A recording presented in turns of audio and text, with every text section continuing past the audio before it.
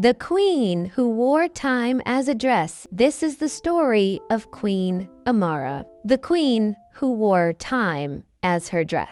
She was known not only for her wisdom, but also for something that made her unlike any ruler in history. Every morning, when she stepped onto the palace balcony, the people below would stop whatever they were doing and look up. They did not look only at her crown or her smile, but at her gown. For Amara's gown was not woven from silk, velvet, or gold.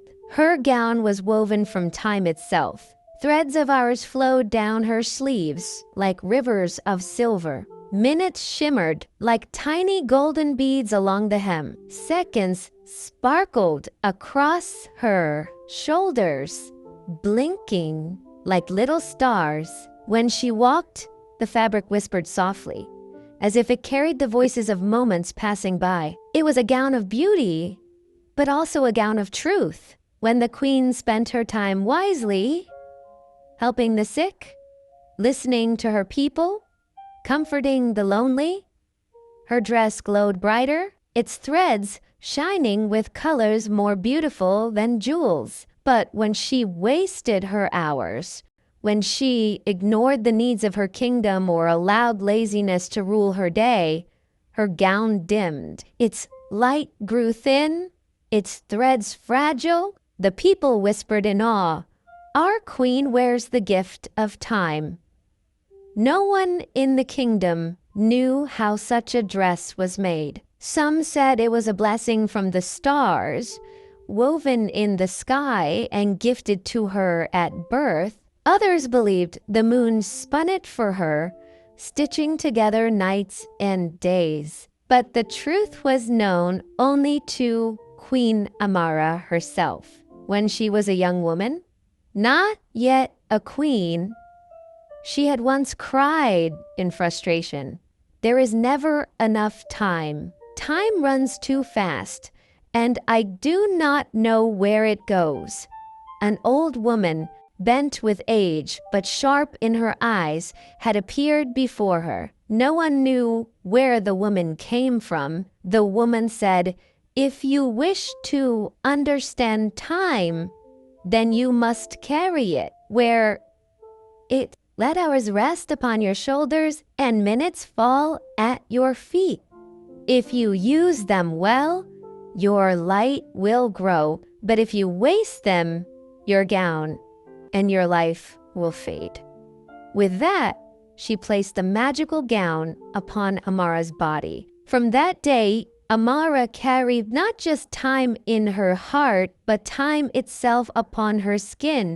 When Amara first became queen, her people were nervous. "A young ruler often makes mistakes," they whispered. Some said she would waste her days in parties. Others feared she would chase after riches and ignore her people. But Amara remembered the old woman's warning. If you use your hours wisely, your light will grow. So she rose early every morning. The palace servants would see her walking in the gardens while the sun was still climbing the sky. Her gown of time shimmered gently, as if greeting the new day. Instead of sitting on her throne all day, she would walk among her people. She visited farmers in the fields. She listened to children in the streets. She sat with the poor in their tiny houses, and each time she gave her hours with kindness, her gown glowed. One day, she spent hours with a sick boy who had no family. She read to him, told him stories, and held his hand. By evening, her gown shone so brightly that the entire room filled with golden light. The boy smiled through his pain and whispered, "Your dress is beautiful, my queen." That night, the townspeople saw the glow from far away. They said to each other, "Her hours are not wasted. She spends them on love." Word spread quickly through the kingdom. When the queen listens, her gown shines. When she helps, her gown grows stronger. When she comforts, her gown sings. The people began to learn from her. A farmer who once wasted afternoons in gossip began using those hours to teach his children how to sow seeds. His children grew strong. His wife smiled more. He said, "If the queen can use her time with care, why should I waste mine?" A group of women who used to quarrel daily began to weave baskets together instead. They sold them in the marketplace and earned enough to send their daughters to school. They laughed. Look, our minutes became food and books. It was as if the gown did not only belong to the queen, but to everyone. Her light touched their lives, and so her kingdom prospered. But time, as you know, is not always easy to hold. One summer, when the kingdom was safe and the harvest rich, Amara grew tired. She thought, "Perhaps today I will rest a little longer." She stayed in bed past noon. She ignored the knock at her door when a villager came seeking help. She told herself, "I will listen tomorrow." But tomorrow became the next day, and then another. Her gown began to lose its glow. At first, just a little. The threads that had once shone with silver turned dull. The golden beads of minutes no longer sparkled. The people noticed. "Why is the queen's gown darker?" they whispered. One child, brave enough to ask, tugged at her hand and said, "Queen Amara, where has your light gone?"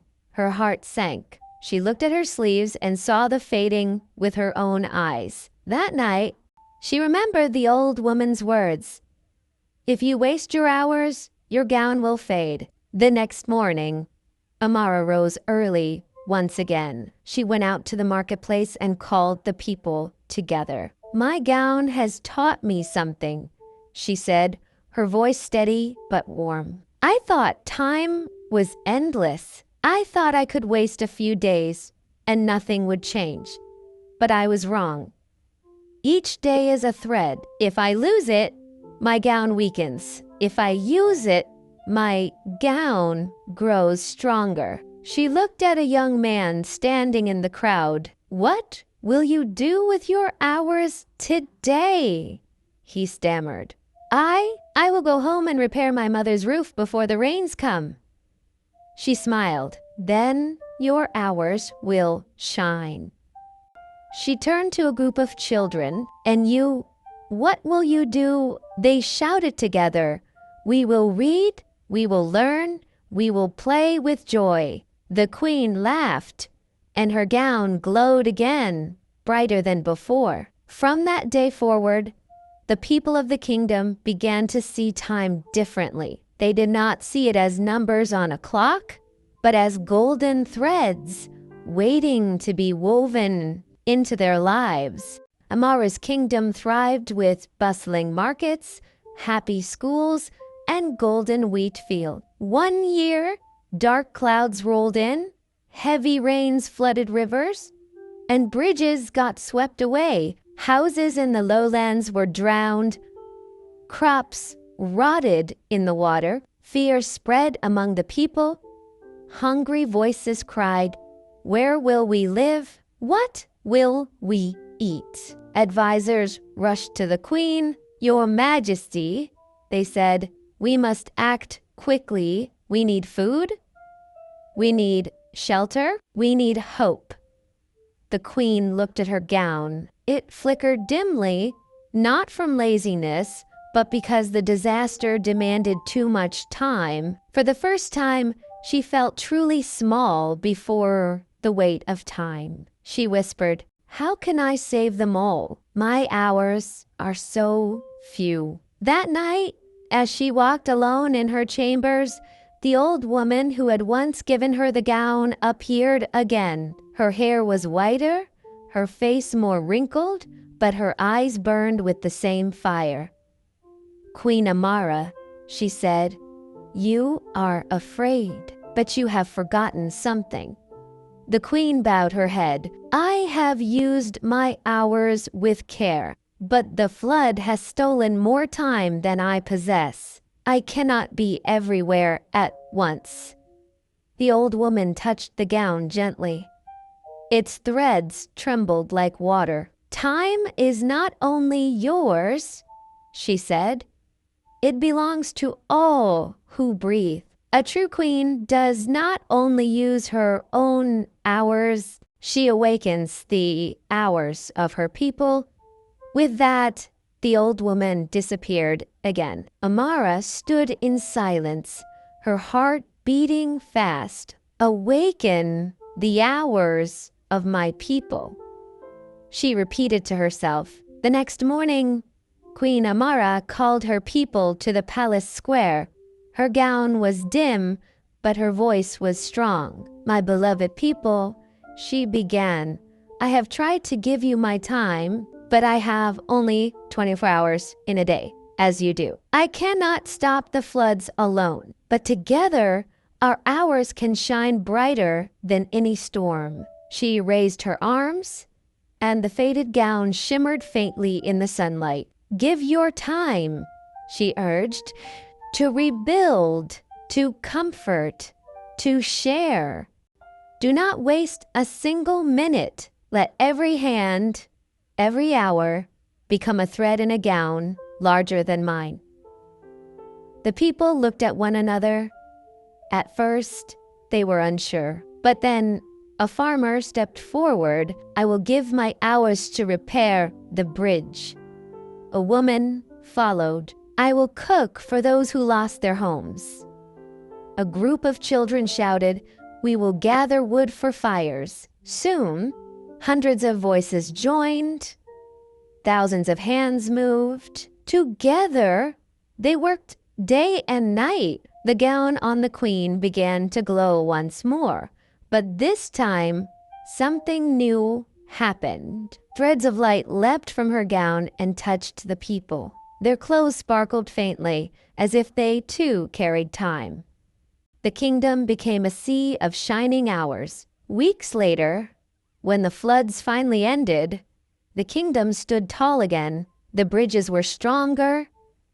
The houses were rebuilt. The fields, though scarred, were ready to bloom once more. At the center of it all stood Queen Amara, her gown brighter than ever before. But now, it was not only her glow, it was the glow of every farmer, every mother, every child who had given their hours. The people realized that the secret of time was not only in one queen's dress, but in the way each person chose to spend their moments.